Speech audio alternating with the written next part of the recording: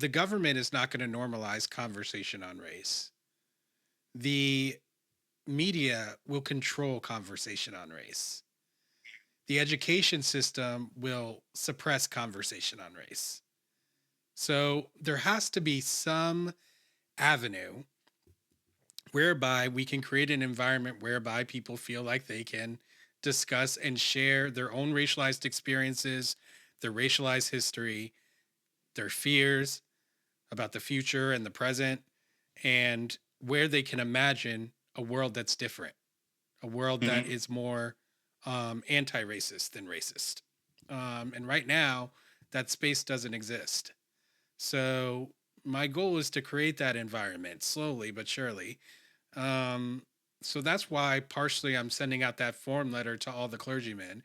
It's because I want them to become partners in that. But ultimately, I want to create stage events.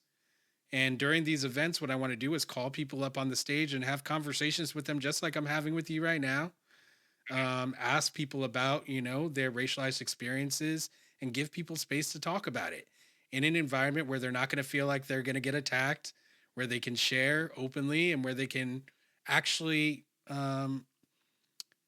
have that space for reflection that they've never had, right? Like we talked about earlier in the conversation, a lot of people have not had these conversations. They never had dialogue about their own racialization. So, Hmm. um, and I think that by doing that and giving that space and having people observe that, it can catalyze a lot more conversation on the subject that's productive.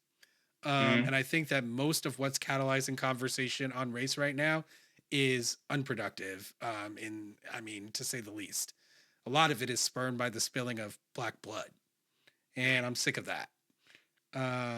So yeah, I'm trying to create a new kind of catalyst for that, and to promote anti-racism as a value for the country. Yeah, I got a couple of thoughts on that.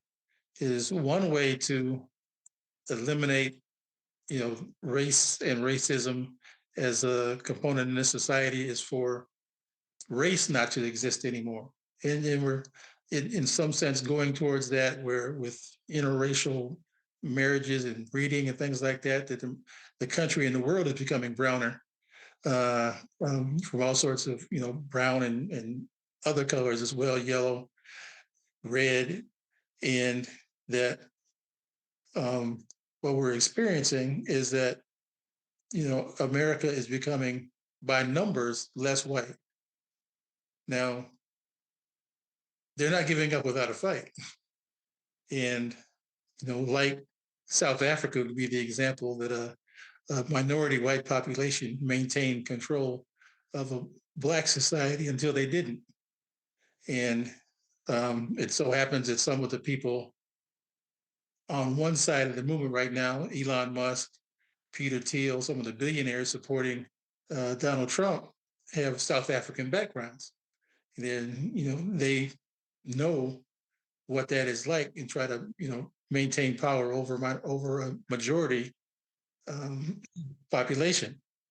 And I think 2045 is when white people are projected to be a minority majority or majority minority, but not have the most people in the country. And I think some people are preparing for that right now and looking for ways to maintain power so that there will always be a white controlled society. The other way, which is closer to what you're doing, is for people to start talking to each other and communicating, but they're going to have to find a way to overcome, the financial leverage that the other side has. And I think that race isn't as big an issue as class is. It never has been. Before Bacon's Rebellion that I talked about, there wasn't white people per se, and um, people of different colors and nationalities worked alongside each other. They played together. Even though they're all poor, they sometimes bunked in the same rooms. And race was not the issue until the status had to change because of that revolution.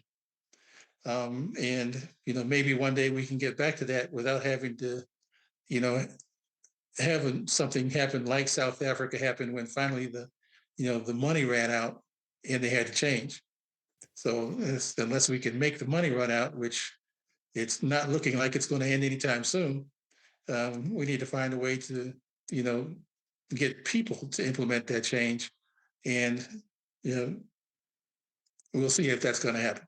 Yeah, and that's why I'm taking the tactic that I am, right? Because Mhm. a financial battle is not feasible. So yeah. Um, all right. I guess on that, let me just think about that for a second. Okay. So I think the whole race and class interplay, it's really hard to say what wields more power or, or more control over us, because you're right about everything you said, but the confounding portion of race is that so many people have made it a part of who they are in one Hmm. way or another. It's really become um, indistinguishable for a lot of people from their identity. And because of that, you know, it's an easily manipulated uh, portion of oneself. Anyone who's Hmm. taken that in, um, and there's millions like that. So I feel like I don't know. That has a lot of power. I think if we could eliminate the power of that manipulation, that class wouldn't be as big an issue. I truly feel that. And I also believe that the historical record might back me up on that. But what do you think? Like I just feel like the fact that it's got its claws in people's hearts is a complication Yeah. that cannot really be quantified exactly. I think class is the entire issue, but race is the tool used to implement, those things that people on top want to use to remain on top. And when I refer to the days where there was no race, there were certainly differences. And when whiteness was established as a thing, everybody was not considered white. Greeks weren't white, Italians weren't white, Jewish people weren't white. A lot of people that you might think of, Irish people weren't white. A lot of people you wouldn't think of as not being white weren't. A lot of people you think of as white weren't always so. I think as an example, Irish people in general earned their whiteness by taking over running the police forces and helping to keep and suppress the other immigrants. And they were, when it was needed, they were allowed to be white for terms of elections and voting and things like that. And the same pattern has gone on, including a number of Hispanic people now are considered white and consider themselves white, even though it's only when, it's kind of a pick and choose thing, only when it's deemed acceptable. Uh, Black people, on the other hand, at least the darkest of Black people, always stand out.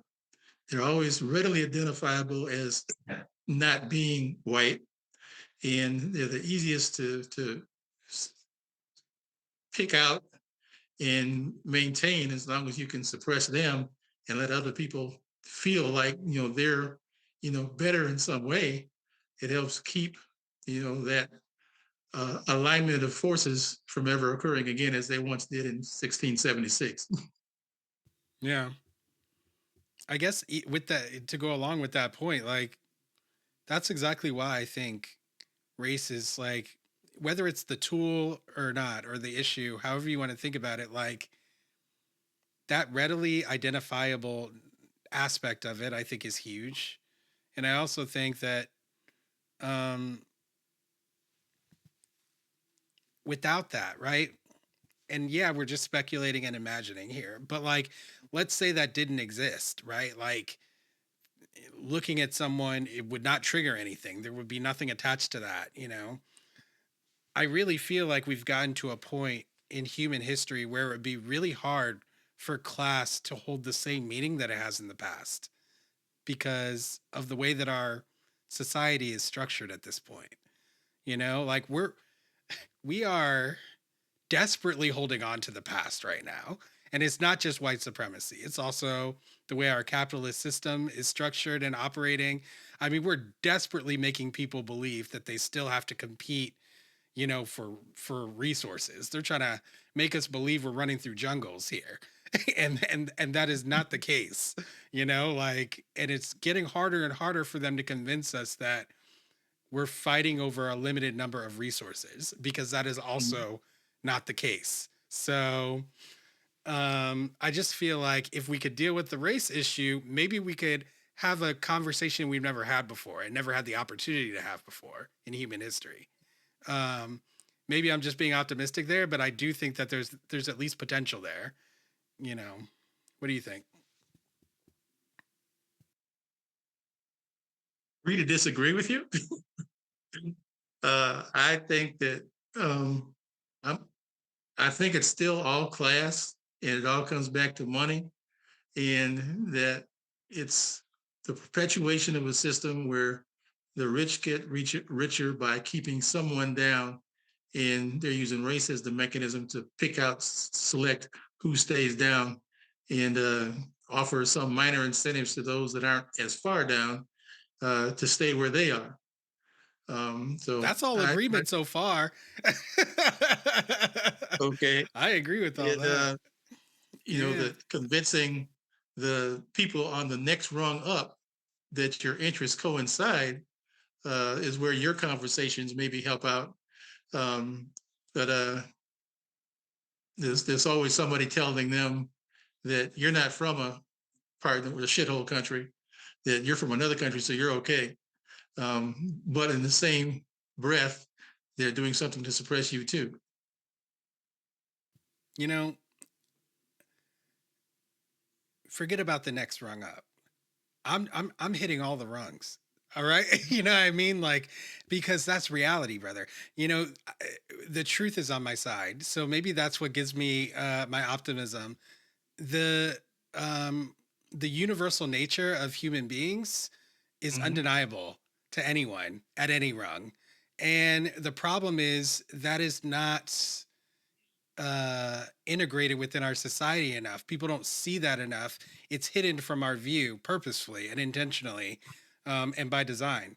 So um, I truly believe all that's necessary is to pull the curtain back, and a lot of these separations that people will ultimately see as illusory, because they are, will be much more difficult to maintain and to utilize in a way that actually amplifies power. Um, Now, money is always going to be, as far as I can see, you know, some people's only reason for living, and those are the people who ultimately end up getting the most money, right? Are people who are willing to risk their lives just to get it. So I don't know what to do about that part. I have no idea what to do Yeah. about that part. And it's to me, it's disappointing the level of depravity that people are willing to witness and do nothing about because it doesn't affect them personally. And you look at the child separation policy that happened in Trump's previous administration, even some things that happened in Obama's administration. That it's okay if it's immigrants, even if you're coming from a family of immigrants, as so many people are. And it's hard to understand why people even support that type of thing when it could easily be their cousin that is affected by that. So, maybe when they start, raiding the workplaces and taking out your coworkers and family members and things like that, that you'll realize that maybe this isn't a thing we want to support. And in the same way, voter suppression, that the examples are clear enough that people are willing to overlook it because it doesn't affect them, or in some cases gets them what they want. In Alabama, there was a black belt area where several counties had one day a month in which people could apply for a driver's license. and that was during the day on a work day during the week. So where a lot of people, because they had to work or for whatever reasons had to travel, weren't able to get that and don't necessarily have easy access to the type of ID required to be able to vote. And then where they put the polling stations and things like that. And for those people that continue to deny voter suppression, it I don't see how it can be that they actually believe it doesn't exist, but it's not in their interest to remove it or to do anything to get rid of it. So the people's ability to watch other people suffer and do nothing is still a continuing amazement to me. Yeah. But the way they manage it is willful ignorance. You know, that a lot of people, or sometimes not even willful. Like a lot of Mhm. people know nothing about those facts you just state. I would say the majority of people know nothing about what you just said about voter suppression. Like nothing.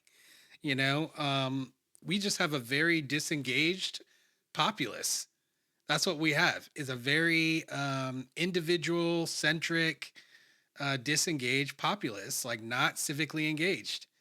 I Um, probably find myself in conversation more with people, not people that don't know anything about it, but the people who continually defend it. I go to if you're familiar with Jonathan Turley, he's a Fox News commentator and a constitutional lawyer, and he defended Trump in his impeachment cases. And he has a blog, and he has a large number of followers, many of whom are in the legal industry and whatever. And they will fight to, deny all these things that you and I know to be true and would seem to be undeniable based on the facts, but yet they've come up with a rationale to deny it, to discount it, ignore it. And these aren't all ignorant people. Some of them are highly intelligent and well informed, but they've made a choice to perpetuate these things as opposed to eliminating them.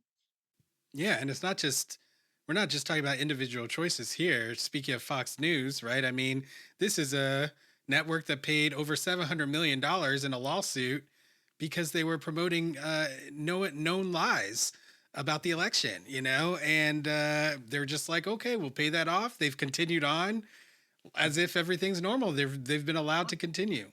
I would say it's also true that those claiming to be Democrats overlook a lot of things. That to me, the Democratic Party is uh, it's a coalition of constituencies.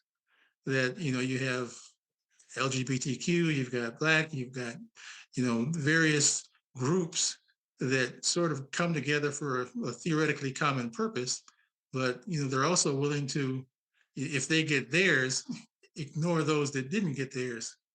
And kind of like the suffragette movement, where Black women and white women work together, with Black women being forced to take a subservient role. But when women got the vote, white women were no longer interested in supporting the causes like lynchings that some of the Black leaders were espousing. So Thanks for watching. For access to the full length conversation and all of the 2 hour long unedited conversations that I've had on race, click the support link in the description below. Thanks for your support and see you next time.